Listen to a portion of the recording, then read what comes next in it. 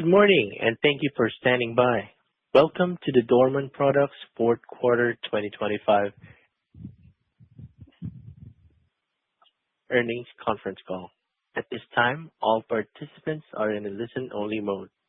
A question and answer session will follow the formal presentation. Please note that this conference is being recorded. I would now like to turn the conference over to Alex Whitelam, Vice President of Investor Relations. Thank you, sir. Please go ahead.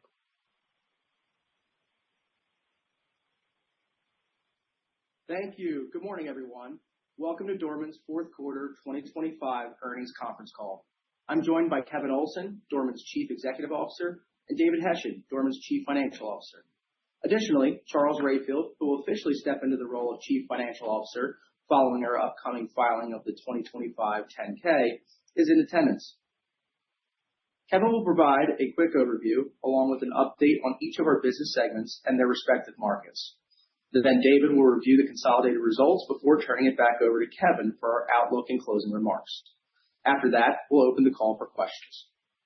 By now, everyone should have access to our earnings release and earnings call presentation, which are available in the investor relations portion of our website at dormanproducts.com.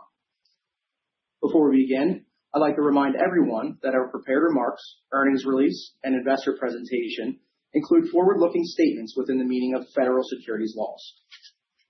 We advise listeners to review the risk factors and cautionary statements in our most recent 10-Q, 10-K, and earnings release for important material assumptions, expectations, and factors that may cause actual results to differ materially from those anticipated and described in such forward-looking statements. We'll also reference certain non-GAAP measures. Reconciliations of these non-GAAP measures to the most directly comparable GAAP measures are contained in the schedules attached to our earnings release and in the appendix to this earnings call presentation, both of which can be found on the investor relations section of Dorman's website. Finally, during the Q&A portion of today's call, we ask that participants limit themselves to one question with one follow-up and to rejoin the queue if they have additional questions. And with that, I'll turn the call over to Kevin. Thanks, Alex. Good morning, and thank you for joining our fourth quarter 2025 earnings call. As Alex mentioned, I'll start with our achievements in 2025, a high-level review of the results for Q4, and updates for each of our segments before turning it over to David. Let me start on slide 3. As you'll recall, in last year's Q4 earnings call, we laid out a clear set of strategic priorities for 2025.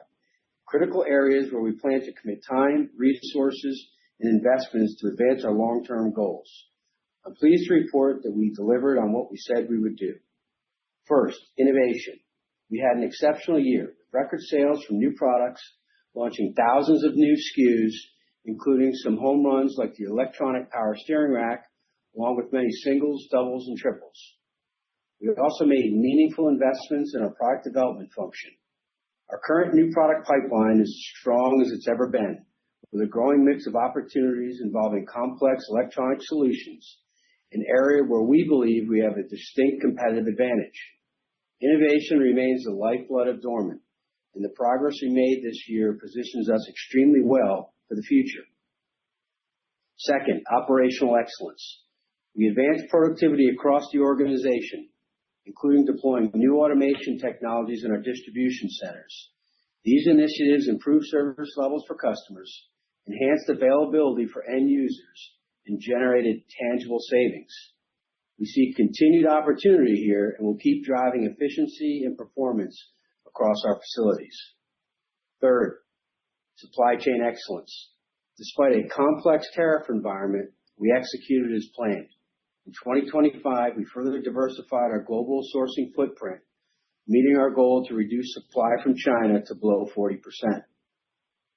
Strengthening supply chain resilience remains a key priority, and we continue to build deep strategic relationships with suppliers around the world. 2026, we expect our supply from China will further be reduced to approximately 30% of our total spend. Fourth, channel expansion. In both heavy-duty and specialty vehicle, we expanded our reach and won new business. With Dayton, we drove wins by leaning into categories where we had competitive advantages. And with Super ATV, we expanded our dealer network and non-discretionary portfolio. And finally, strategic growth. While M&A activity in the aftermarket was quiet overall in 2025, we capitalized on organic growth opportunities across each of our segments and end markets with category and customer wins. On the M&A front, we deepened relationships with potential sellers and continue to evaluate new opportunities. We're hopeful that the coming quarters will bring more activity to the M&A market. Overall, our priorities were clear, and we executed with discipline. We're proud of what we achieved in 2025 and even more confident in the foundation we built for continued growth and value creation. Turning to slide 4, these accomplishments translated into outstanding financial performance for the year. Let me cover a few of the highlights. Net sales reached $2.13 billion, up 6% year-over-year. Growth was driven by strong demand in our light-duty segment during the first half, as well as successful execution of our tariff-related pricing initiatives in the back half. While broader market conditions presented some headwinds for heavy-duty and specialty vehicle, the teams executed on their commercialization initiatives during the year. We also delivered meaningful margin expansion and earnings growth for 2025. Although cash flow was impacted by increased tariffs, our earnings strength and cash management strategy allowed us to continue investing in the business, further strengthen the balance sheet, and return capital to our shareholders. Our achievements and performance in 2025 are the direct result of the hard work and dedication that our contributors bring to Dorman every day. So I'd like to take a minute to thank and recognize everyone across the organization who worked tirelessly to navigate through the dynamic changes and challenges faced throughout the year, all while driving innovation, delivering operational improvements, and putting our customers and end users at the forefront of everything we do. I'm proud of the talented team we have at Dorman and what we've accomplished together. I look forward to building on the success in 2026. Speaking of talent, I also wanted to welcome Charles Rayfield as our new CFO. Charles comes to Dorman with extensive CFO experience in both privately held and publicly traded companies. I know a few of you have had the opportunity to make quick introductions, and we're looking forward to having Charles on our future calls and getting him out on the road in coming quarters. Next, on slide 5, let me touch on the high-level results for the fourth quarter. Consolidated net sales were $538 million, up slightly from Q4 2024, but below our internal expectations. Our tariff-related pricing actions supported modest growth. However, shipment volume was down year-over-year due to a larger customer adjusting their ordering patterns in the quarter, which I'll cover in a moment. Despite lower than expected net sales in the fourth quarter, gross margins exceeded our expectations, allowing us to deliver adjusted diluted EPS for the year at the high end of our guidance range. A couple factors I'll highlight contributed to this result. First, we shipped more pre-tariff, lower cost inventory, driven in part by lower than expected volume in the quarter. Second, our team did a nice job managing expenses across the organization. Together, these drivers allowed us to report adjusted diluted earnings per share of $2.17 for the quarter. As we anticipated, cash generation improved sequentially, with $42 million in operating cash flow in Q4. Additionally, we further strengthened our balance sheet and returned $25 million to shareholders through share repurchases. Finally, we are issuing 2026 guidance that demonstrates our confidence in delivering strong top-line growth through innovation and commercialization initiatives and reflects the timing impacts relating to tariffs. I'll walk through that outlook in more detail shortly. So while there are several moving parts in the quarter, I'm pleased with our year-end results and have confidence in our team's ability to continue executing on our strategy and drive strong, long-term, profitable growth. Next, let me provide our results and market observations for each of our business segments, while highlighting some of our recent accomplishments in each. Turning to slide 6, I'll begin with our light-duty business. Net sales in the fourth quarter were $429 million, up slightly over the same period in 2024. We estimate that POS at our large customers was up mid-single digits year-over-year for the fourth quarter.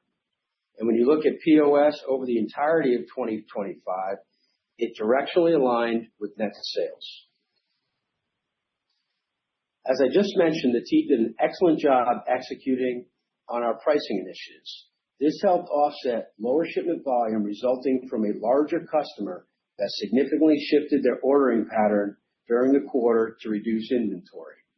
Also, keep in mind that last year's fourth quarter was exceptionally strong with execution on a number of large programs. As it relates to the specific customer ordering change, we expect to see continued order fluctuations in the first quarter of 2026, with stabilization returning in the second quarter. Overall, we believe the non-discretionary nature of our product portfolio and our new product development strategy will allow us to drive outperformance over the long term. Next, we drove stronger than expected gross margin, given more lower cost pre-tariff inventory shipped during the quarter, partially as a result of lower than expected volume. We also drove continued savings with our ongoing supplier diversification and productivity initiatives. Operating margin was down slightly year-over-year, largely because of the higher factoring costs related to tariffs. Looking more broadly at the light-duty market, macro trends continue to remain positive, with VIO and vehicle miles traveled increasing year-over-year. Additionally, OEM platform changes continue to present opportunities for our new product development strategy, especially in complex electronics. On this point, we continue to invest in our complex electronic capabilities as EV, hybrid, and ICE vehicles are increasingly being equipped with more digital systems. We have the infrastructure and expertise to address complex electronic failures, with more than 15 years of experience with data logging, electronics design, and code development to provide our customers with sophisticated software-enabled solutions. Our current new product pipeline includes the highest proportion of complex electronics in our history. As an example of this, we recently launched a fuel pump driver module for a wide range of Toyota and Lexus models. Assembled in the U.S., this solution is precision engineered to replace the original equipment module, which can fail after exposure to heat and environmental elements. Fuel pump driver module showcases Dorman's ability to apply OEM-level electronics engineering and manufacturing in high-volume applications. With more than 2.5 million vehicles in operation across Toyota and Lexus platforms, this module allows us to bring our advanced power electronics capabilities to drivers looking for extended vehicle life with an easy-to-install and cost-effective solution. Great job by our product development team for identifying and bringing this opportunity to market. Next, let me turn to slide 7 for our heavy-duty business. Net sales grew 6% year-over-year in the fourth quarter, despite continued pressure in the trucking and freight industry. The heavy-duty team did a nice job executing on the pricing front, while also driving more business wins. Operating margin expanded 130 basis points year-over-year as a result of the timing around tariffs, similar to our light-duty business. We remain focused on improving both our commercial and operational execution in the heavy-duty segment to achieve our long-term goal of mid-teens operating margin. Looking across the sector, the Great Freight Recession continued in the fourth quarter, where tariff and general market uncertainty continue to add pressure on the trucking and freight industry. That said, softer new vehicle sales across the last several years have led to an increase in the average heavy-duty vehicle age, a trend which we expect to continue for the next several years. All in all, there continues to be mixed signals within the market, making it hard to predict the timing of rebound. But we're tracking it closely, controlling what we can control, and investing where appropriate to capitalize on business wins. One example of this would be the recent expansion of our medium-duty product offering and omni-channel approach. Medium-duty vehicles are typically part of larger fleets focused on last-mile delivery. They're used in ports, large campuses, industrial settings, and for deliveries to our homes and businesses. These are high-mileage vehicles making many stops, so they experience quite a bit of wear and tear. Historically, fleet managers will rely on their dealer relationships for key repairs in their medium-duty fleet. However, through our wholesale distribution network and direct sales relationships, we're approaching this channel with improved focus to provide fleet managers with more optionality and cost savings while maintaining these critical assets. On slide 8, I'll provide an overview of the specialty vehicle segment.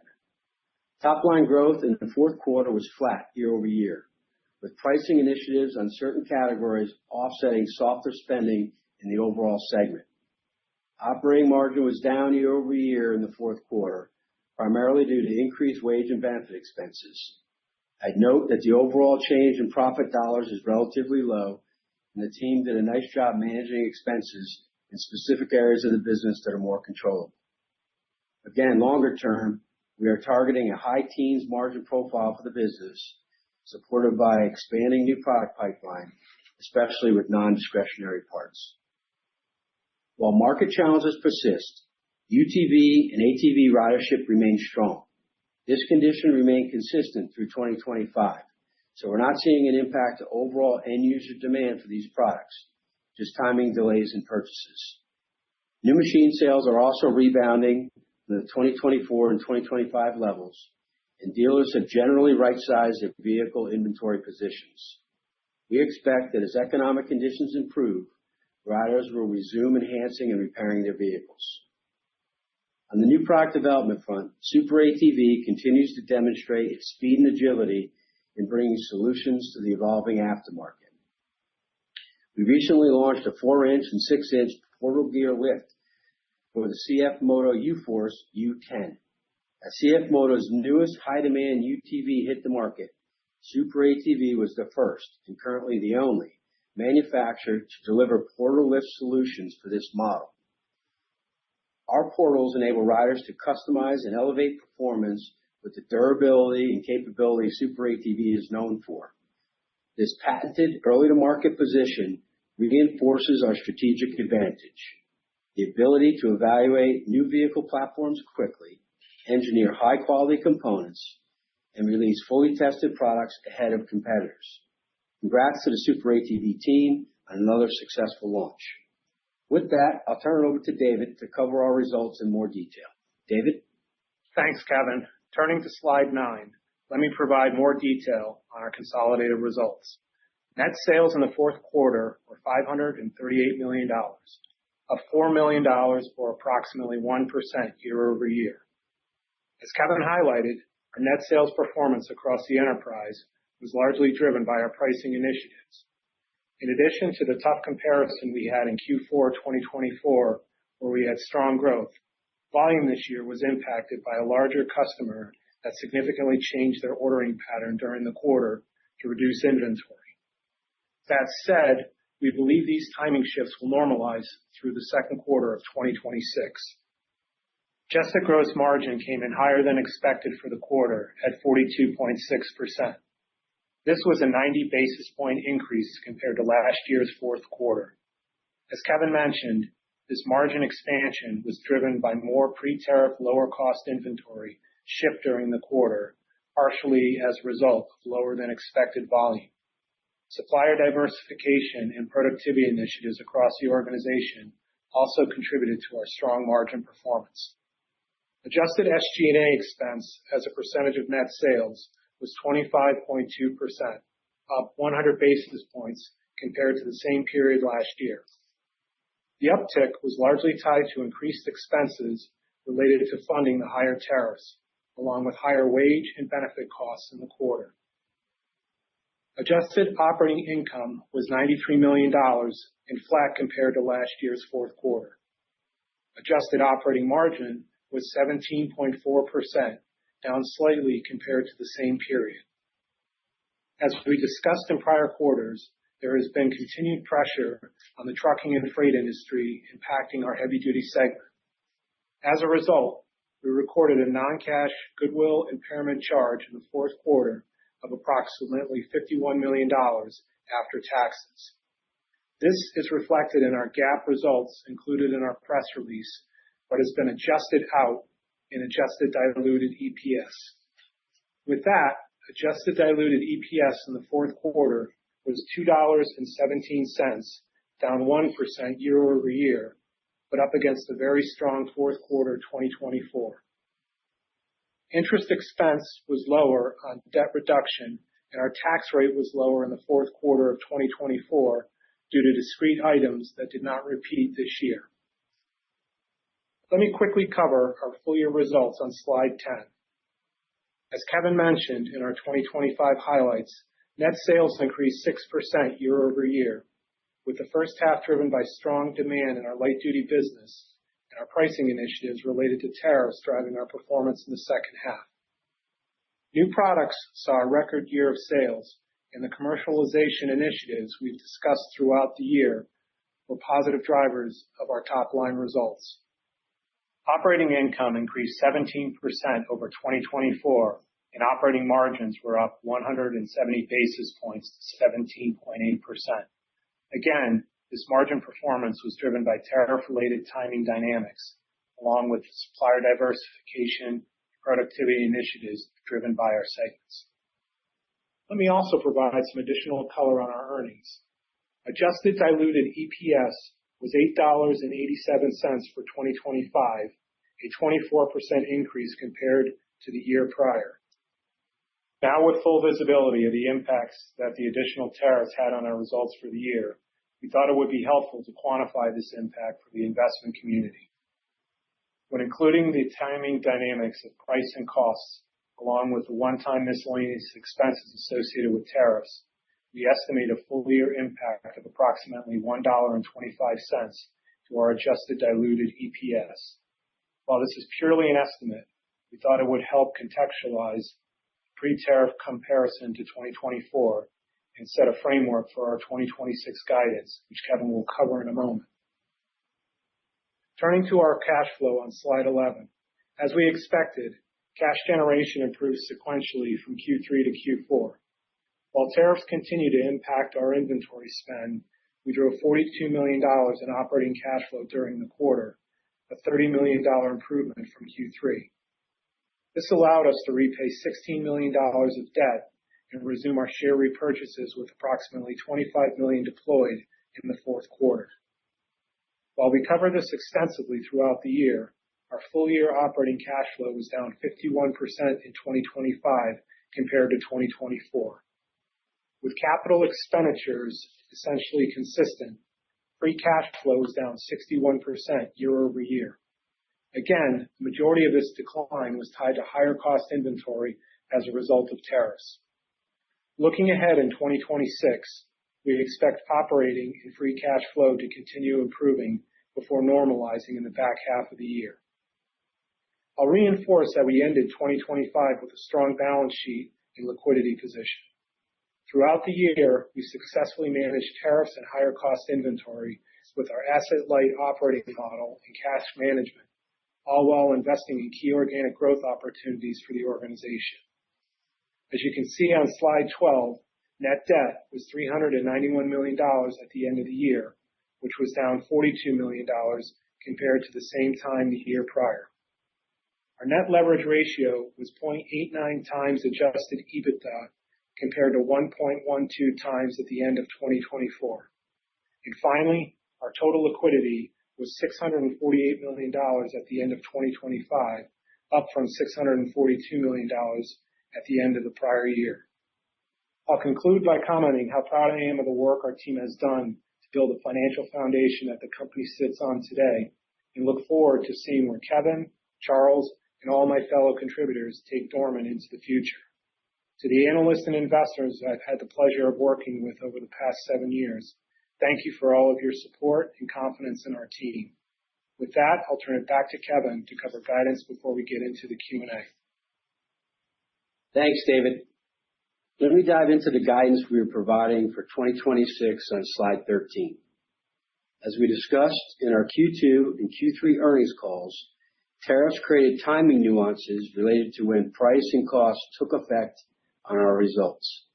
This created a tale of two halves in 2025, where the first half was on a typical price and inventory cost schedule, and then pricing took effect in the second half without the associated higher cost inventory selling through. As we've discussed today, this continued into the fourth quarter as we shipped out less inventory with the highest levels of tariffs. Therefore, we expect to see the higher cost inventory hit more in the first half of 2026 before normalizing later in the year. Starting with the top line, we expect total net sales growth to be in the range of 7% to 9% for the year, and directionally the same range for each of the segments. This growth target reflects both a modest level of volume improvement over 2025, along with the impact of pricing. Two factors to keep in mind. First, we had a strong first half of 2025 from a volume perspective. Second, as we've covered in our last several calls, 2025 only saw increased tariff pricing begin to take effect in Q3, so the full year impact is a positive. Let me provide a bit of additional color around cadence for the year. From a margin perspective, we expect operating margin will reduce temporarily in the first quarter, but we expect our margin profile will meaningfully improve through the back half of the year. This is because of the FIFO lag on reduced costs from lower tariffs, along with our continued supplier diversification, productivity, and automation initiatives driving more savings throughout the year. For the full year, we expect to deliver an operating margin in the range of 15% to 16%, with a more normalized high teens rate as we exit 2026. As a reference point, if you look back to our performance in 2023, with the inflationary environment following the global pandemic, we had a similar situation where the business began the year with subdued margins and then finished the year strong. We're expecting a similar cadence with operating margins this year. Point is, we've managed through inflationary cycles before, and we have the playbook to handle the timing nuances. Next, for 2026, we expect a full year tax rate of approximately 23.5%. This could vary from quarter to quarter as discrete items are recognized. Finally, for adjusted diluted earnings per share, we expect 2026 to be in the range of $8.10 to $8.50. Let me provide some additional context around this range. As David mentioned, we estimate that the additional tariffs that took effect in 2025 had an impact of $1.25 on our full year adjusted diluted EPS. Excluding this benefit, our adjusted diluted EPS would have been approximately $7.62, or a 7% increase over 2024. And our 2026 EPS guidance range represents a growth rate of 6% to 12% on a comparable basis. Again, this is purely an estimate, but we felt it was important to help outline the overall impact tariffs have had on the business. From a cadence perspective, we expect that EPS will see the toughest year-over-year comparison in the first quarter, with growth rates normalizing towards the end of the year. I'll mention that this is more color than we ordinarily provide, but given the complexities and nuances with the timing impacts of tariffs and price, we hoped it might be helpful context as we think about 2026. All this said, we continue to live in an environment with significant uncertainty as it relates to tariffs and global trade dynamics. The recent IEEPA ruling by the Supreme Court last week and the new Section 122 global tariffs announced over the weekend have added additional complexity and uncertainty. For clarity, our guidance today reflects an assumption that future tariff levels will remain generally consistent with those that were in place prior to the IEEPA ruling, and therefore we expect the overall impact to our business will likely be directionally the same. Additionally, our guidance does not reflect any potential IEEPA-based tariff refunds that may be issued or claimed in the future. Should any material changes to tariffs or trade disruptions significantly impact our business or alter our expectations, we may look to update our guidance. Just to finish up on slide 14, I'd like to reiterate my congratulations to our entire team for delivering strong performance in 2025 and operationally executing exactly what we said we would do. While there are a number of moving parts in 2026, our guidance reflects our ability to navigate through the challenges tariffs have presented and deliver strong long-term growth for our shareholders. We'll continue driving innovation for our customers and end users, further improving our commercial and operational execution, and strategically investing in opportunities where we can win in our respective markets. We value your partnership and thank you for your support. Finally, I wanted to take a moment to thank and recognize David, as this will be his last earnings call. Since joining the company in 2019, David has played an integral role in our success, helping lead through a global pandemic, supply chain disruptions, and 2 rounds of tariffs. Now I understand why you're retiring. In all seriousness, David, your mark on Dorman will be felt for a long time, so thank you for your service, and we wish you all the best in retirement. With that, I would like to now open the call up for questions. Operator? Now begin the question and answer session. If you have dialed in and would like to ask a question, please press star 1 on your telephone keypad to raise your hand and join the queue. If you would like to withdraw your question, simply press star 1 again. If you are called upon to ask your question and are listening via speakerphone on your device, please pick up your headset to ensure that your phone is not on mute when asking your question. We do request for today's session that you please limit to 1 question and 1 follow-up question. Our first question comes from Scott Stember from Roth Capital. Please go ahead. Good morning, and thanks for taking my questions. Morning, Scott. Morning, Scott. And David, congrats on your retirement, and it was great working with you. Thanks, Scott. It's been a pleasure. I appreciate it. So, beyond the tariff noise within the guidance, I'm just trying to make sure I get a sense of how, I guess, the light-duty business is doing. It sounds like mid-single digit POS growth. There was a lot of price in there as well, but I know you typically don't parse this out, but I'm just trying to get a sense of what volume looks like on a POS basis, just trying to get a sense how you guys are matching up with what the O'Reillys and the AutoZones are saying. Yeah, Scott. Yeah, thanks for the question. Good question. Look, the light-duty business, the macros remain very strong. I mean, the sweet spot of the vehicle, the 7 to 14-year-old vehicle, continues to increase. Miles driven continue to be up. The age of the vehicle now is approaching 13 years. So overall, we see a very constructive environment as we go into 2026. As you said, our POS was up mid-single digit in the quarter, very similar to what we saw in the third quarter.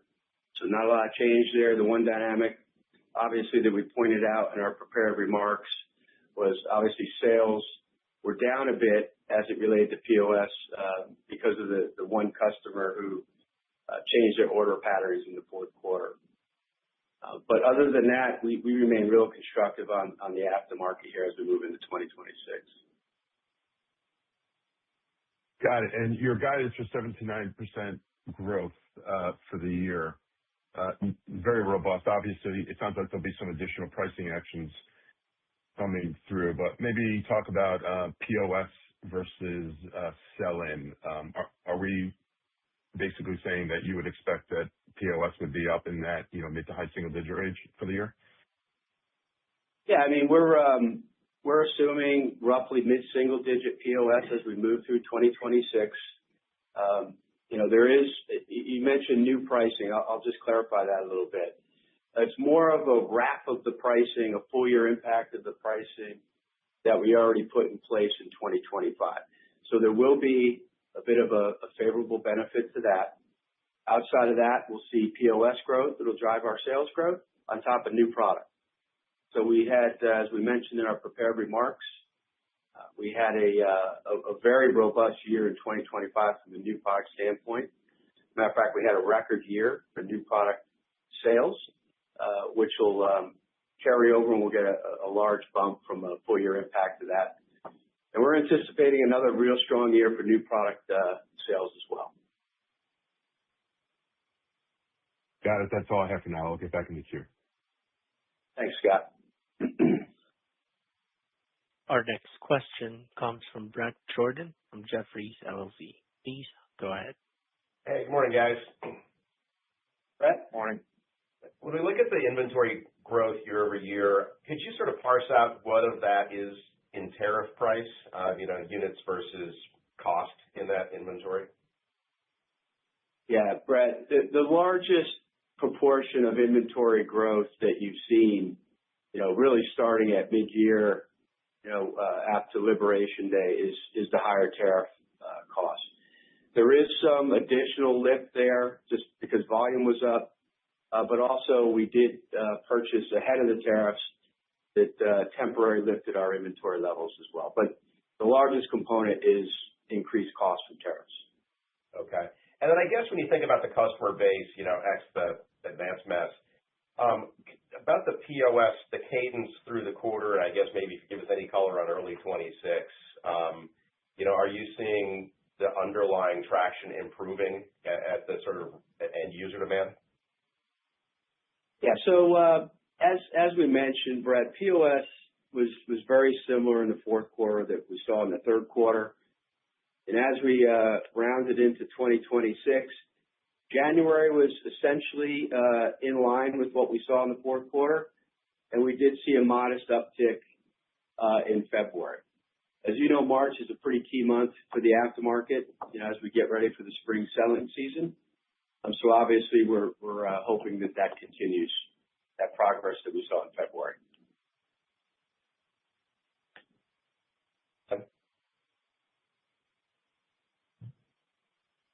On the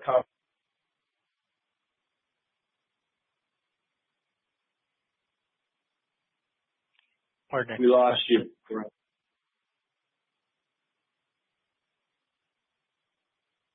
Operator, go ahead. Apologies. Our next question comes from Jeff Lick from Stephens Inc. Please go ahead. Good morning. Thanks for taking my question, and David, best of luck. Take care. Thanks, Jeff. So, if you just look at the exit rate of sales, light duty, flat, heavy duty 5, and specialty 0. What gives you confidence? Your guidance of 7 to 9 assumes there's going to be quite an acceleration. I was wondering if maybe you could just give a little more granularity, and then am I right to interpret that you're still going to see some tariff benefit in Q1 and Q2, and then maybe if you could peel back. You also made a comment, Kevin, I think, to Scott's question about POS sales with the customer with the order pattern change. Were they actually down then? So maybe just kind of what gives you, the 7 to 9 implies an acceleration, so maybe just a little more granularity. Yeah. So sure. So full year sales growth in 2025 was about 6%. What happened in the fourth quarter, Jeff, I'm glad you brought this up. We had one of our largest customers shift their order patterns in the fourth quarter as they're going through some supply chain and distribution center consolidation. If we saw order rates kind of continue like we did in the third quarter, we would have been well within the guidance that we issued to the street. Just to give you a little context, orders were down from that customer nearly 40% from the third quarter. That's obviously not going to continue as we move through 2026. We're going to continue to see some disruption early this year, which we've seen. It's starting to normalize, and as we exit, the first quarter, we should be back to more normal ordering patterns as it relates to POS. So if you kind of take that and you add that to the new product, which always will drive above market growth for us, which it has historically, and then the pricing, the full year wrap of the pricing, we'll get a full year of that, whereas in 2025, that really didn't start taking effect until midway through the third quarter. You add those kind of together, we're pretty confident with the sales guide that we put out there. And then just a follow-up on gross margin. So if I'm correct in recalling, you guys have used pricing increases to increase dollar for dollar as opposed to percentage. So naturally, you're gonna recoup the gross profit dollar, but that implies your gross margin will be down with that kind of pricing strategy. So am I correct then that the bigger impact as these, as the COGS catch up will be Q1 and Q2, and then I guess margin would be down in Q3 and Q4, but just not as much. Is that fair? Well, it's why we gave some additional clarification, Jeff, to the margin outlook, which we haven't done historically. So when you think about, you are correct, when we did pass through tariff pricing, it was dollar for dollar, and that will have an impact on margin percentages, but not margin dollars, as you point out. We guided to an operating margin percent of 15 to 16% for full year 2026, with exiting at a higher rate than that, high teens. Just for some context, back in 2024, before tariffs were implemented, our operating margin was 16%. So we believe, as we work through this higher tariff inventory in the first half, we have visibility to kind of the cost that has built up in our inventory. On top of that, after Liberation Day, we obviously went right to work on negotiating better prices from our suppliers, further diversifying our supply chain, going from higher tariff regions to lower tariff regions, working on productivity initiatives.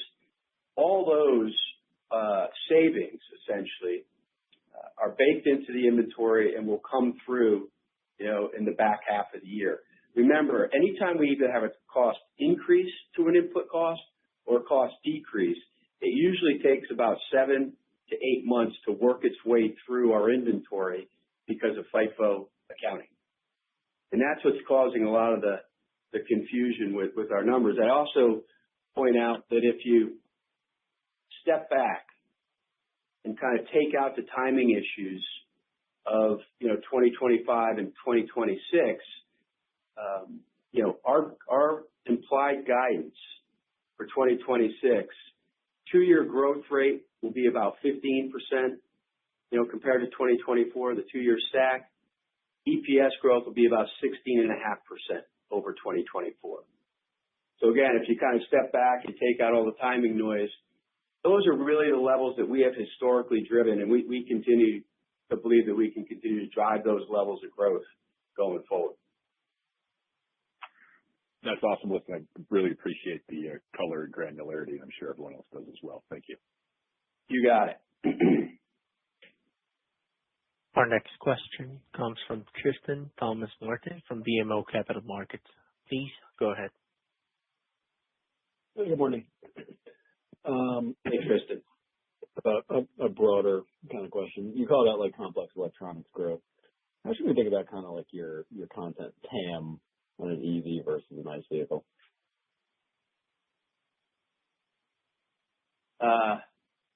Okay. So I'll start off. Good question, by the way, Tristan. I'll say that as we view ICE vehicles or pure plug-in electric vehicles, I guess that's what you're calling an EV, or hybrid vehicles, we're drivetrain agnostic. So whatever the drivetrain is going to be, we have the capability to develop parts that fail for either of those drivetrains or systems. As we look at complex electronics, it continues to be a larger and larger portion of our portfolio, whether that be ICE, plug-in electric, or hybrid. And so and if we look at the product funnel, our new product opportunities looking out 3 years, complex electronics is the highest proportion of that funnel that it's ever been, which, as we talked about before, we believe that is our competitive moat as we look around at competition around the aftermarket. So it's obviously, we view it as a very favorable dynamic. And obviously, complex electronics carry a much higher ASP than a pure, mechanical part. Yeah, thank you. And then just switching to specialty vehicles, I think you used the term rebound in your kind of slides and scripts. So how are you thinking about kind of new vehicle kind of end market sales in 26? Yeah, Yeah, good question. I don't think we call the market rebound. I think what we said was, new vehicle sales have rebounded a bit, which they have. Hopefully that trend continues. And we see that, inventory in the dealer channel has stabilized, and we believe that at healthy levels. So, listen, we're not waiting or banking on a big market rebound. We're just, working on the factors that we can control. Continue to expand our footprint, particularly on the West Coast, which we've had a lot of success with. Continue to drive new product development growth, particularly on the non-discretionary repair side, which has been a big initiative of ours, and taking market share. We're just, and frankly, controlling our costs. The market will be the market. I can't control that. But we feel real confident in the actions that we've taken to continue to look to drive growth. When the market does return, I think we're going to be very well positioned. Got it. David, enjoy the retirement. Thank you. Appreciate it. Our next question comes from David Lentz from Wells Fargo. Please go ahead. Hey, good morning, guys. Thanks for taking my questions. And David, congratulations again. Thank you. I appreciate it.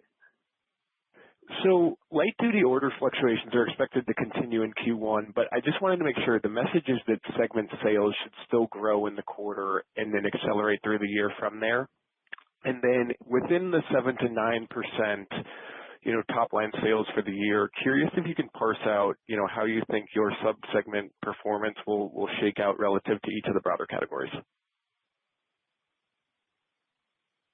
Yeah, I mean, David, I'll say that we didn't break out, how much is going to be price and volume in the 7 to 9. I think I've covered, in general, why we're comfortable with the growth guidance that we put out there. Look, I mean, not a lot has changed. I mean, we feel that, we've got good growth opportunities in all three segments. Light duty, new product development, as I said before, we had a record year in 2025. I think we're going to have another strong year in 2026. Ordering patterns from our large customer will come back into line. We see very solid growth in the LV business in 2026. And we got the pricing wrap that I mentioned earlier. You have some similar dynamics, frankly, in the other two segments. In heavy duty, I'll just kind of remind everyone that heavy duty is probably the least exposed to tariff.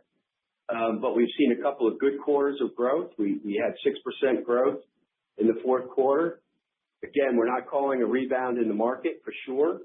We're just going to focus on the things that we can control and continue to take market share and deal with any tariff pricing that we're exposed to in that market too. So that will drive a little bit of the uptick.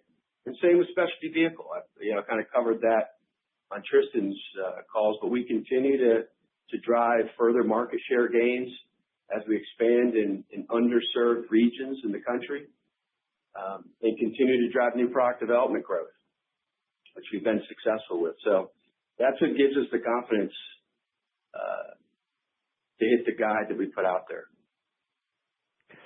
Got it. That's helpful. And then on the balance sheet, it's really healthy. So curious if you can walk through how you're thinking about, M&A in 2026 between, potential tuck-in opportunities and geographic expansion, and then balancing that with, share repurchases.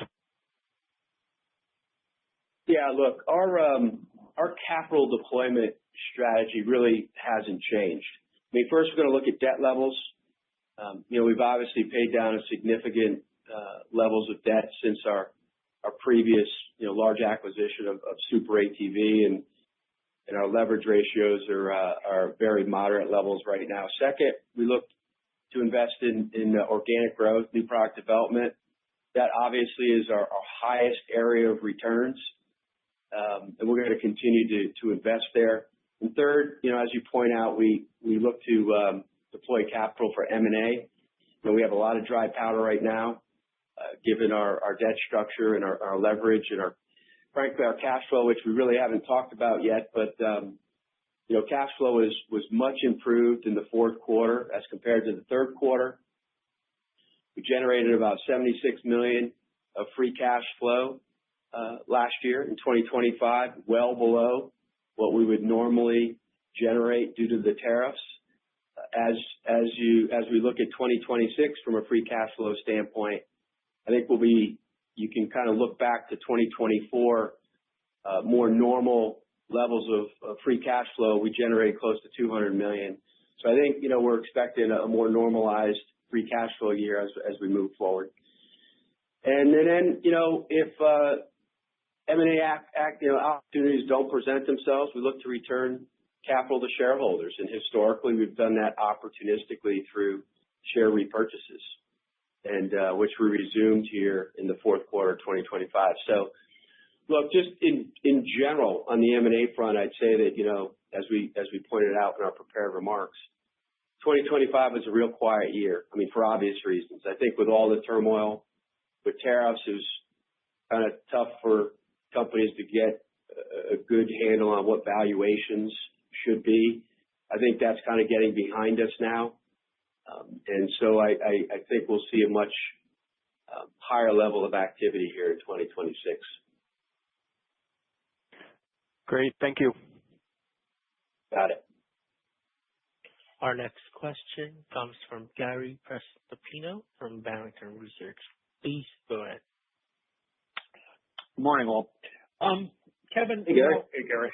You're doing real well with complex electronics, new products, and all that. And at times, I think you've been a little bit reticent to talk about just the growth that's being contributed there by the new products. But if you could give us an idea, on your top line, is it 50 basis points, 100 basis points, 200 basis points? It seems that is going to be, I think, a key driver of growth going forward. And then I have a follow-up on complex electronics. Yeah, Gary, I'd point you to, look, historically we have not broken out, how, for competitive reasons, and I think hope you can understand that, the scale of our complex electronics portfolio. We believe we have a competitive moat there, and we really like to protect that moat. And, in terms of new product, I'll point you to, we continue to launch thousands of SKUs. That'll come out in the 10K that'll be issued on Friday, tomorrow. Mm-hmm. But you'll see a nice growth in SKUs. We continue to point out, we did highlight from a new product, sales growth dollars was a record in 2025. And I think, we continue to drive increased throughput. The amount of the funnel that we have, that's our forward-looking repair opportunity funnel, continues, as we've talked about publicly, it's the highest that it's been historically. And we feel real good. Look, Gary, you look back at our growth trajectory over the last 5, 6, 7 years. As we've said, we feel real comfortable that we can deliver outsized growth compared to market. The aftermarket has grown anywhere from 3 to 4% historically. We've delivered between 7 and 8% growth historically. We believe we can continue to do that. Okay. And then that's fair. And then I just, in the context of it, I think another question was raised about the TAM on complex electronics, but I think it was more or less directed towards the EV side. I mean, in general, what are you seeing as far as that TAM goes across all the vehicles in operation? I mean, are you seeing the need for a doubling of what you can provide to the market on a complex electronic side as cars get more technologically advanced? Yeah, I'm not going to, Gary, very good question. And it is related to the one I answered earlier. I would say that, I'll reference back to what I mentioned earlier. As we look forward to repair opportunities, we have pretty good headlights as to, what's failing in the marketplace. Mm-hmm. And when you look at that universe of opportunities, complex electronics continues to be a larger and larger proportion of that universe. And that's going to continue, right? I mean, if you look at the technology that's on vehicles coming off the line today, it's much different than it was 5 years ago, 10 years ago for sure. So those repair opportunities are going to continue to grow. I'm not going to really comment on the doubling, but I will tell you that, one of our major focuses is how do we continue to increase our throughput there, and how do we reduce our development time on complex electronics? And because we're going to see more and more electromechanical part opportunities in the future. Okay, thank you. David, best of luck, and hit them straight in your retirement. Thanks, Gary. I appreciate it. I've enjoyed working with you. All right. Have a good one. Thanks. Our next question comes from Justin Ages from CJS Securities. Please go ahead. Hi, morning all, and congrats on the retirement, David. Thanks. I appreciate it.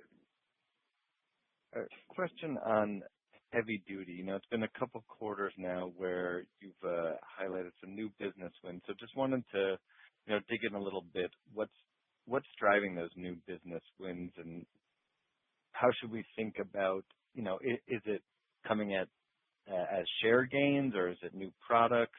Just want a little more color on that. Yeah, great question, Justin. It's a combination of both, right? We did mention that we do have a bit of a lift in the fourth quarter from tariff pricing, but the majority of that gain was due to competitive wins. And that comes in the way of just share gain, execution in the marketplace, but also new product development. As we've talked about before, one of the reasons why we really like the heavy-duty platform and Dayton products in particular was that, we could port over our new product development process and really drive outsized growth there.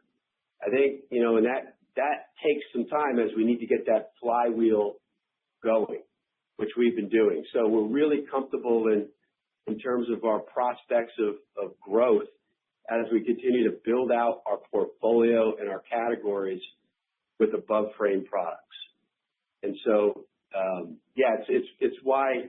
it's one of the major reasons why we really like the heavy duty business, the opportunity to drive new product development growth. Great. Thanks for that. And then on margin, in 25 you highlighted outside of pricing increases, some productivity initiatives that help margins expand, and you mentioned them into 26 as well. So just wanted to get a little more color on what some of those productivity and automation initiatives are that you're looking towards. Yeah, sure. I mean, there's a suite of things, Justin. Great question. I mean, if you think about, I mentioned earlier, obviously we're, first and foremost, as tariffs have come into the frame again, we're obviously looking to get the best acquisition costs that we can around the globe. So we're constantly in negotiation with our manufacturing partners around the world. Secondly, we have now built a global supply chain team that is very capable around the world in many different countries. We're able to look to optimal, manufacturing locations that where we get the best value proposition overall, kind of cost, quality, price proposition. So we continue to do that. And lastly, as you mentioned, productivity in our, kind of inside our four walls would be, we made some significant investments in automating our DCs, which is a high cost for us. Those investments have been very successful. We continue to see great productivity being driven on the direct labor front. That'll continue. We view that as early innings, frankly, in terms of where we are on the automation curve. So we'll continue to focus on that as we move forward. And then, we're constantly looking to look to ways to increase productivity in all of our functions around the business. For instance, we drove outsized new product development growth and SKU growth this year without adding, that commensurate level of resources. And that's, process improvement, tools, better organizational structure. So we're going to continue to look to do things like that to drive productivity. Thanks. I appreciate you taking the question. You got it. Our next question comes from Bret Jordan from Jefferies LLC. Please go ahead. Hey, guys, just a quick follow-up on complex electronics. You talked about the ASP being higher. Given the lack of aftermarket competitors in that space, is the gross margin substantially higher as well? Yeah, good question, Brett. I think we've talked about this previously. Look, certainly it depends on the ASP, but in most cases, when we're just competing against the OE, that's going to be our highest level of gross margin percentage, just in general, whether it's a complex electronic or not. So obviously, we look to maximize margins where we have a high level of investment, like we do in complex electronics. We're clearly looking to make sure that we make those commensurate returns as well. So yeah, in a lot of cases, it's a high level of gross margin. Great. Thank you.